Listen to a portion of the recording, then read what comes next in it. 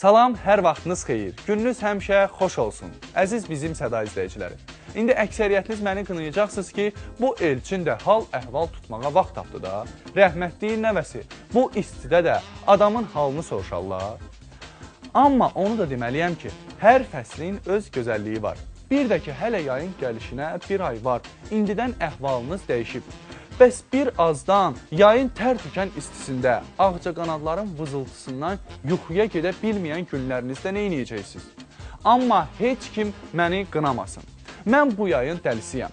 Hələ o isti havalarda dənizə getməyin, dondurma yeməyin də ki, bilirsiniz də nə ləzzəti var. Əməkdaşımız Vüqar da elə bu fikirdədir. Əgər belə olmasaydı, gedib dondurmanın içinə düşməzdi. Sözün məcazi mənasında.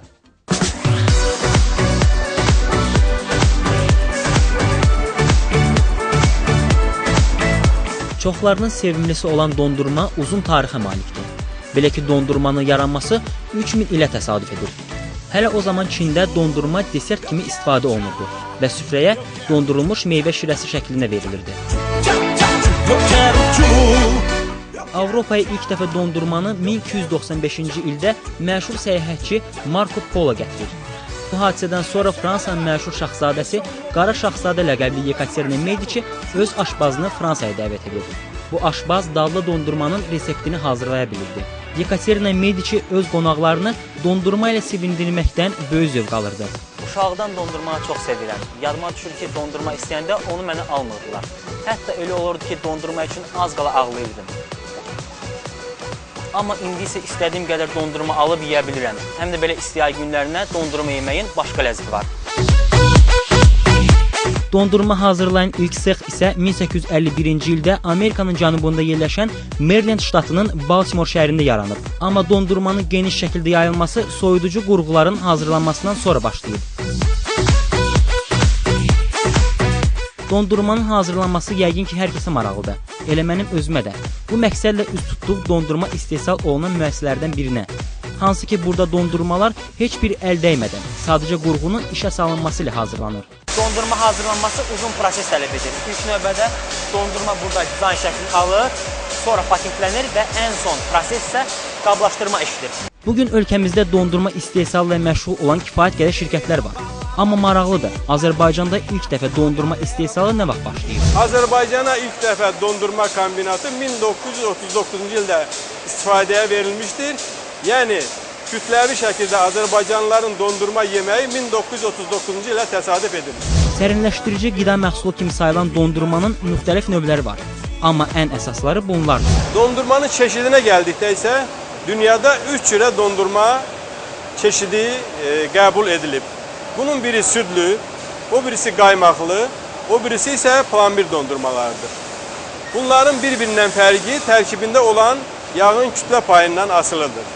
Yəni, südlü dondurmada yağın kütlə payı 3,5%-ə qədər, qaymaqlı dondurmada 8-10%-ə qədər, plambir dondurmada isə 12%-dən yuxarı nəzərdə tutulur. Dondurmalar arasında ən populyar növü sayılan Eskimo 1919-cu ildə Amerikalı Christian Nelson tərəfindən hazırlanıb. O öz dondurmasını Eskimo pirojnası adlandırıb. 1922-ci ildə isə Nelson yeni hazırladığı çubuqlu şokoladlı Eskimo dondurmasını patenləşdirib. Onu da unutmayın ki, qışda 5 gündən bir, yayda isə hər gün bir ədəd dondurma yeyən heç vaxt xəstələnməz. Çünki tərkibində süd və bol vitaminləri olan keyfiyyətli dondurma insan üçün çox faydalıdır. Odur ki, əziz dondurma sevənlər, necə deyərlər, hər şeyin öz vaxtı var. Elə dondurma yeməyində. Nə qədər ki, yay fəslidir, doyunca dondurma yeyə bilərsiniz. Vüqar Səfərli, Nurlan Şahbazov, Lider TV. Bu çəkiliş qutarsaydı, çıxardı batardım bu ayaqqabıları bir qırağa. Ağrısından daha dözə bilmirəm.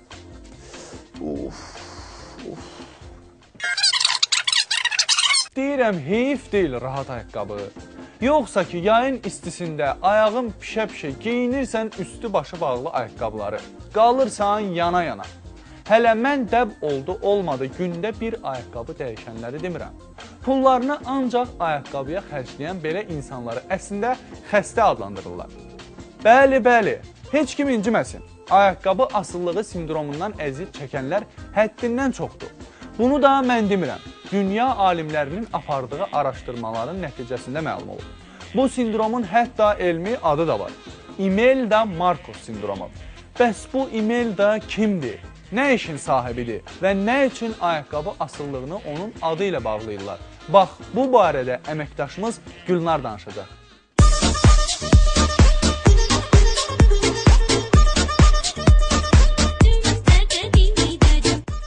Ayaqqabı seçimi insan zövqünün incə detallarından xəbər verməklə yanaşı, sağlamlıq üçün də xüsusi əhəmiyyət daşıyır. Bəziləri ayaqqabını rahatlığına, bəziləri estetik görünüşünə, əksəriyyət isə qiymətinə görə seçir. Mağazalarda hər kəsin zövqünə və cibinə uyğun mal tapmaq mümkün olsa da, alıcılar bir çox hallarda ucuz ayaqqabı almağa üstünlük verirlər.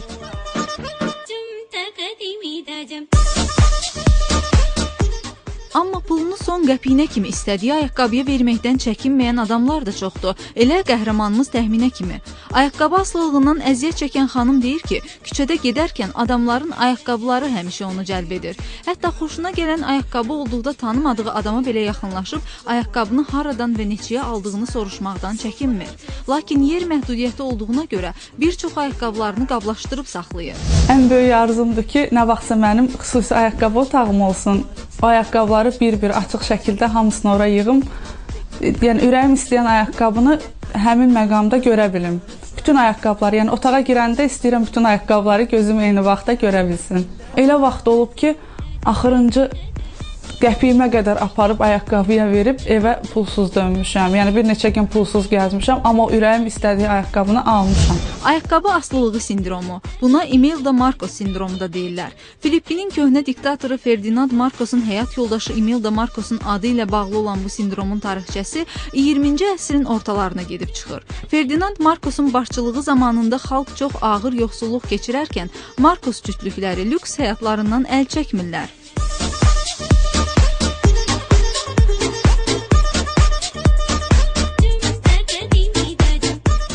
Imelda Marcos'un Avropa və Amerikaya 5 milyon dollarlıq alış-veriş səyahəti xalqın üsyanına səbəb olur. Hökumət dağılıb Marcos'un malikanəsinə basqın edildikdə Filippin televiziyası qarşılaşdıqları ayaqqabıları bütün dünya xəbər agentliklərinə flash xəbər olaraq ötürür. Elə o vaxtdan da Filippin Marikina'da açılan ayaqqabı muzeyində Imelda Marcos'un 2700 cüt ayaqqabısı sərgilənir.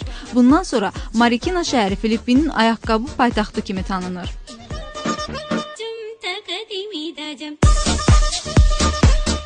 Psixoloq Vəfa Əkbər hesab edir ki, ayaqqabı asılılığı xəstəlik deyil, insanlarda natamamlıq sindromu ilə bağlıdır.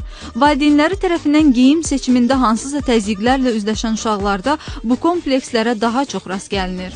Daha çox tez-tez rast gəlinən bu halları o insanlarda görürük ki, uşaqlıqda müəyyən məhdudiyyətlər olubdur. Öz zövqünlə geyinməyibdir, daim valideynlər geyindiribdir, istədiyi bir şeylər alınmayıbdır, daim valideynlər zövqünə üstünlük verilibdir və ya belə deyim, müəyyən bir maddi problem olubdur ki, hansın ki, uşaq baxıb gözü ilə ala bilməyibdir. İndi o şuuraltı belə deyim, mənfiliyi doldurmaq istəyir. Bəlkə də çox paltarı geyinmir, amma sadəcə onu alır və yığır. Və bu bunun üçün artıq mənim kompleksini tamamlayır. Ayaqqabılarını həyatının ayrılmaz bir hissəsinə çevirən belə insanlar üçün onları itirmək və ya kiməsə bağışlamaq çox çətin olur. Öz həyatını ayaqqabılarsız təsəvvür etməyən belə adamlar hətta bəzən son qəpiklərinə qədər bütün pullarını ayaqqabıya verə bilərlər. Evdə deyirlər, anam hərdən deyir ki, bəsdir bu qədər adam ayaqqabıya pul verməz, bu qədər ayaqqabını yerləşdirməyə yer yoxdur, amma deyənlərin mənə heç bir xeyri yoxdur, heç bir mənası yoxdur. Yəni gözüm yenə o ayaqqabını görürsə, bəyənirsə, mən onu alıb evə gətirirəm. Elə vaxt olur ki, alıb gətirirəm, bir neçə gün gizli saxlayıram ki, onu görməsinlər, danışmasınlar. Nə vaxtsa üzə çıxaranda deyirəm, mən bunu çoxdan almışdım.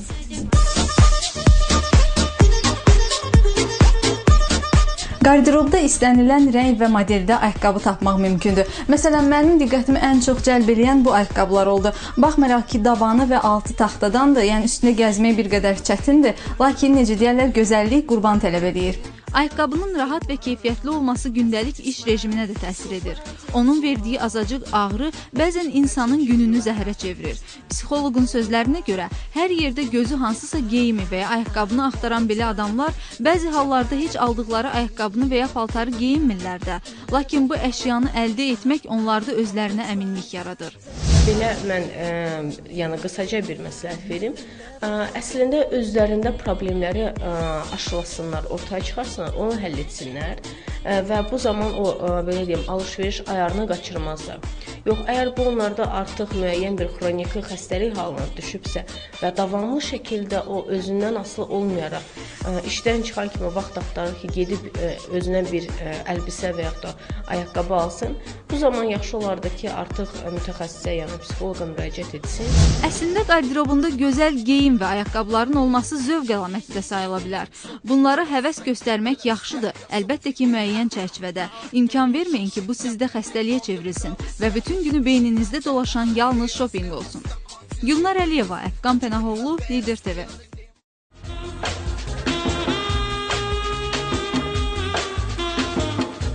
Mən əvvəllər elə bilərdim ki, pis vərdişlər dedikdə yalnız içki içməyi, siqaret çəkməyi, qumar oynamaq kimi və sair vərdişlər nəzərdə tutulur. Amma bu heç də belə deyilmiş. İş bunlarla bitsəydi, dərd yarı idi. Sən demə, bu pis vərdişlər arasında dırnaq yemək də varmış. Özümdən asılı deyil. Son zamanlar nəsə bir məsələ haqqında fikirləşəndə, fikir yürüdəndə mütləq dırnaqlarımı qırıb tökürəm. Məştibat demişkən, bir növ adətkarda olmuşam. Bundan qurtulmağın yolları varmı deyib əməkdaşımız Türkandan soruşdum. Axı siz bilirsiniz, bu qız od alovdur. Hardan desən, oradan cavab verər. Bilmədiyi mövzuların isə araşdırmasını edər, hər kəsi məlumatlandırar. Bu dəfə də belə oldu. Pis vərdişləri, əsas da ki, dırnaq yeməyi necə tərk etmək olar sualına cavab tapmağa çalışıb. Sıradakı sujetimiz bu bəladan qurtulmaq istəyənlərə ithaf olunur. İçi mən qarışıq.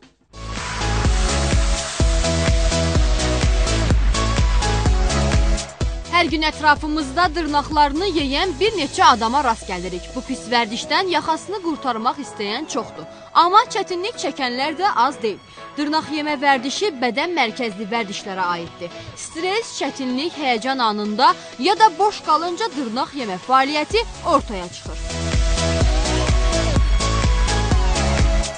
Bu kəslər başqa bir işlə məşğul olarkən də yaxşı bir şeymiş kimi dırnaqlarını yeyirlər. Artıq dırnaq yemə onlar üçün bir vərdiş halını alıb. Desək, yanılmarıq. Amma onlar bilmir ki, bu vərdiş hansı xəstəliklərə səbəb olur. Bəlkə də bilsələr, tez zamanda tərk etməyə can atarlar. Bu xəstəliklərin yayılmasının ən böyük növü yumurtalar vasitəsilə bu xəstəliklərin yayılmasının ən yayılma növlərindən biri dırnaq yemə, dırnaq gəmirmədir. Bu adamların, böyük adamların psixoloji faktoruna bağlıdır. Yəni, məsləhət görəkdir ki, bu pis vərdişlərdən uzaq olmaları daha yaxşıdır. Çünki o zaman da yəni, dırnaq aralarında olan, dırnaq ətində olan mikroblar və yaxud da infeksiyalar, bakteriyalar ağız vasitəsilə birbaşa orqanizmə yoluxmuş olur. Dırnaq yeyənlər arasında yaş həddi yox, amma 10-18, 18-23 yaş arasında gənclər bu problemlə daha çox üzləşir. Kişilərdə isə dırnaq yemə qızlara nisbətən daha çox olur. Psixoloqlar bu problemin düşünüldüyündən daha ciddi bir proses olduğunu açıqlayırlar. Əlbəttə, bu əbəs yerə deyil, səbəbləri müxtəlifdir və ən önəmli səbəblərindən biri də alt aqressiyadır, yəni özünə yönəlmiş aqressiyadır. Bu zaman uşaq deyə bilmədiyi sözü, sanki verə bilmədiyi cavabı o dırnağından çıxır. Nəyə görə? Çünki həmən vaxt siz bilirsiniz ki, dırnaq yedikdə müəyyən bir acımalar olur, ağrılar olur və o ağrını sanki özünə əzab olaraq, cəza olaraq verir ki, vaxtında demədin sözünü, vaxtında danışmadın, vaxtında özünü göstərmədin, biruzə vermədin və bu özünə yönəlmiş bir aqressiya növü kimi bilinir. Sən demə, bu vərdişlərin yaranmasına insanlarda özlərinə güvənin olmaması kimi hallar səbəb olur. Hətta qısqanclıq və yalnızlıq hissi də bu problemə əsas fakt kimi göstərilir. Əgər dərk edirlərsə və görürlərsə ki, dırnaq yemə artıq bunlarda başlayıb, demək, hər hansısa bir həll olunmayan problem var və ya bunların beyinlərində həll edə bilmədikləri bir problem var ki, açıq qalıbdır. Onu həll etmək lazımdır. Bəzən bilmirlər hansı problemdir, ətrafında fırlanırlar, amma problem tamamilə başqa yöndədir. Bu zamanda ən böyük, belə deyim, yardım mütəxəssisə müraciət etməkdir ki, bunu aşkara çıxardıb həll etsinlər. Digər vəziyyətdə daha yaxşı olardı stressdən uzaq olsunlar. Amerikalı Chris Walton dünyanın ən uzun dırnaqlı insanı kimi Guinness-in rekordlar kitabına düşüb. O dırnağını 18 ilə uzadıb. Onun ən uzun dırnağı 3 metr 9 santimetrdir. Bu nəticəyə gəlmək olur ki, sözü gedən xanım çox səbirlidir və problemsiz bir həyat yaşayır. Əgər belə olmasaydı, bu dırnaq yemə vərdişi ilə bu uğurları əldə edə bilməzdi. Sözümüz həvəslə dırnaqlarını yeyib qurtaranlaradır. Niyə siz də bu pis vərdişi atıb Guinness rekordlar kitabına adınızı yazdırmayasınız?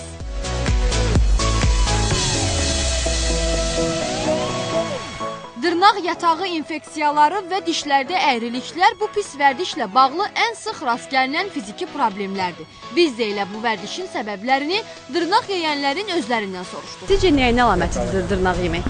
Bu uşaqlıqdan bəzilərində vərdiş qalır. Münasibətli deyirlər də, deyirlər yəni qurda olan yeyir dırnağı. Əsəblik. Mən özüm tibbi işçisiyəm, bilirəm. Bizdə elə xəstələrimiz olur. Əsəblərini sakitləşdirmək üçün dırnaq.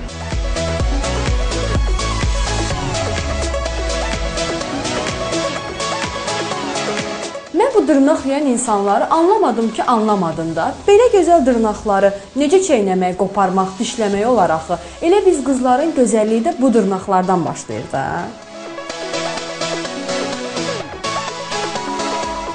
Belə, bu tövsiyələr, məsləhətlər də hamısı sizin həm sağlamlığınız, həm də gözəlliyiniz üçündür. Odur ki, hər zaman sizi düşünən bizim Səda kollektivinin hər həftə yeni süjetlərini izləməyi də unutmayın. Türkan Mahmudova, Turab Məmmədov, Ziya Allahyarov, Lider TV. Bu Leyla özünə görə deyil də. İndi də gedib bir İranlı oğlanı tapıb gətirib studiyaya ki, bəs qeyri-adi bacarığa malikdir. Ondan mütləq reportaj hazırlayacağam. Deyirəm ay qız, hələ bir də görüm oğlanın özündən razılıq almısan ki, onu çəkmək haqqında da fikirləşirsən. Dilini bilmədiyin bir adamdan necə reportaj hazırlayacaqsan? Nə desə yaxşıdır? Narahat olma, razılığını almışam. Əslən İranlı olsa da Azərbaycan dilində bizdən yaxşı danışır. Leylanın sözündən belə məlum oldu ki, əslən Təbrizdən olan Qadir Fətih Cənubi Azərbaycanlıdır. Bura gəlməkdə də məqsədi özünə çox sayda dostlar tapmaq və qeyri-adi bacarığını nümayiş etdirməkdir. Bəs onun bacarığı nədən ibarətdir? O nə işlə məşğuldur? Bunu Leylanın hazırladığı reportajdan biləcəyik.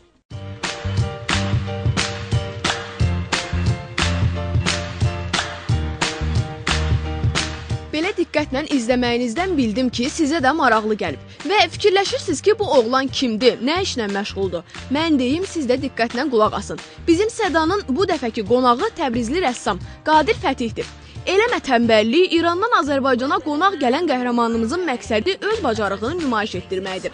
Qeyri-adi rəssamlıq qabiliyyətinə malik olan Qadiri studiyamıza dəvət edib onunla yaxından tanış olmaq istədik. Qadirin 25 yaşı var. Deyir, uşaq yaşlarından rəsm çəkməyə böyük həvəsi olub və çalışıb ki, yaratdığı əsərləri yeni formada təqdim etsin. Bu yeni bir formadır, mən rəsm çəkirəm. Özəlliyi budur ki, birinci, o şəkil ki, ola bilsin 30-40 günə hazırlana bilər. Burada ola bilsin 10-15 dəqiqəyə hazırlana bilir. Naturaldır. Demək, ömrü, yağlı boya olduğu üçün ömrü çoxdur, yəni ola bilsin illər boyu ev içində saxlanılsa, demək olar ömrü yoxdur. Qadir Ali Məktəbi elektrik ixtisası üzrə oxuyur. Dediyinə görə təhsil aldığı universitetdə onun əsərlərindən ibarət dəfələrlə sərgilər təşkil olunub. İndiyədək 200-dən çox rəsm çəkib. Bunların arasında ən çox vaxt aparanı isə İranın Zulfasında şəkillər olub, orada böyük iş idi. Tehranda olası əsərlər böyük idilər. Əziyyət çəkmişəm, amma o mənada deyil ki, iş zor idi mənim üçün. Sadəcə böyük olduğu üçün zaman artıq lazım olub onun əncamına. Əslən Təbrizdən olan Qadirin səsi sorağı bugün Tehrandan, Şirazdan da eşidilir. İndiyə qədər 200-dən çox rəsm əsəri çəkən qəhrəmanımızın Azərbaycana gəlişi isə təsadüfi deyil. O, bu ölkəyə olan sevgisini öz yaradıcılıq bacarığı ilə göstərmək niyyətindədir.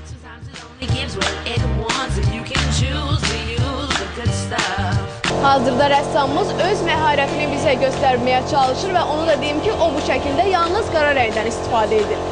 Qadir Fətih indiyədək özünün 6-7 portretini çəkib. Deyir, təbiət rəsmləri ilə işləmək daha asandır. Amma nə çəkməyindən asılı olmayaraq çalışmaq lazımdır ki, çəkilən hər bir rəsmi olduğu kimi, yəni canlı alınsın. Şəklimiz artıq yekunlaşmaq üzrədir. Məncə artıq baxanda bilinir ki, rəssam kimin şəklini çəkib.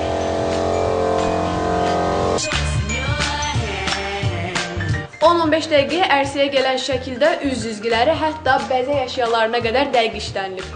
Onurdu ki, peşəkar sənətlə məşğul olan rəssam gələcəkdə bu işini təkmilləşdirmək fikrindədir. İndi rəssamımız növbəti rəsm, komediya ustası Charlie Chaplin rəsmi üzərində işləyir.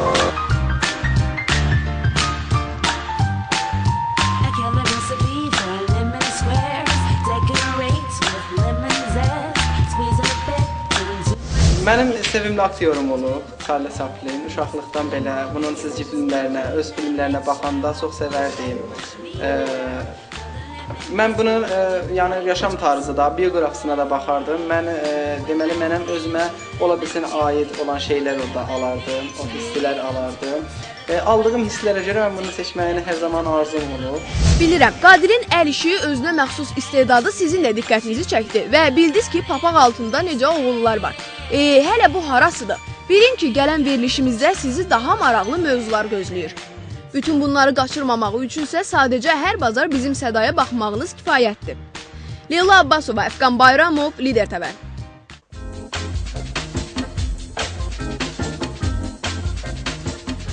Leyla, nə boyda olmusan? Bəli, gördünüz də Qadir'in əslində nələrə qadir olduğunu. İstedad doğrudan da başqa şeydir. Hansı ki, onu nə pulla, nə də xahişlə almaq olar. Bizdən bu qədər. Gələn həftə eyni vaxtda, eyni məkanda görüşmək ümidi ilə sağ olun, salamat qalın. Mən bu məsələ ilə bağlı müraciət edəcəm aidiyyatı orqanlara. Bizim rejissorumuzu dəyişsinlər. Da, Surroçdan. Narazıyıq, qardaş. Biz rejissordan narazıyıq. Ay, yollar. Elnare, indi mən belə pis olmağıma baxma, mən uşaqlıqda çox tərbiyəli, çox belə dəhşət uşaq olmuşam. Kör ərəbdir. Boy, hadi nə böyük qız olursan, hadi sən. Beynin o. Ay, yıxıldım. Güclə qurmuşuq bu kadrı, nə inirsən? Gələn həftə eyni vaxtda, eyni məkanda görüşmək ümidi ilə sağ olun və salamat qalın.